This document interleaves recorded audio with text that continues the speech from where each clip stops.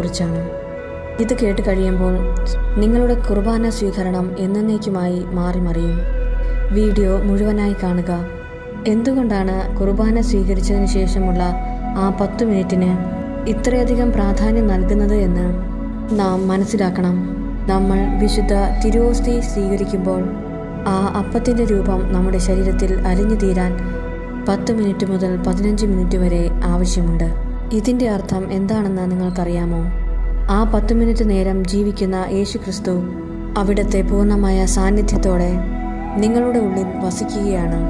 അത് വെറുമൊരു പ്രതീകമല്ല. ഈ 10 മിനിറ്റ് നേരം ഈശോ നിങ്ങളുടെ ശരീരത്തിൽ ജീവനോടെയുണ്ട്.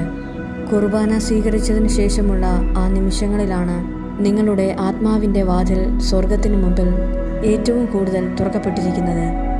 സാധാരണഗതിയിൽ ദൈവ സാന്നിധ്യം അനുഭവിക്കാൻ നാം ഒരുപാട് പ്രാർത്ഥിക്കുകയും ഉപവസിക്കുകയും ഒക്കെ വേണം. എന്നാൽ ആ 10 മിനിറ്റിൽ സ്വർഗം മുഴുവൻ നിങ്ങളുടെ ഹൃദയത്തിലേക്ക് ഇറങ്ങി വന്നിരിക്കുകയാണ്. ഭൂമിയിൽ വെച്ച് ദൈവ സാന്നിധ്യം ഏറ്റവും കൂടുതൽ നിങ്ങൾക്ക് അനുഭവിക്കാൻ കഴിയുന്നത് ആ 10 മിനിറ്റ് സമയങ്ങളിലാണ്. ആ 10 മിനിറ്റ് സമയത്തിൽ നിങ്ങളുടെ ഹൃദയത്തിൽ വലിയൊരു ഓപ്പറേഷൻ നടക്കുകയാണ്. നിങ്ങളുടെ മുറിവുകൾ ഉണക്കുന്നു, സങ്കടങ്ങൾ മാറ്റുന്നു. എന്നാൽ ആ സമയത്ത് നമ്മൾ കാണിക്കുന്ന ചില അശ്രദ്ധകൾ ഈ വലിയ കൃപകളെ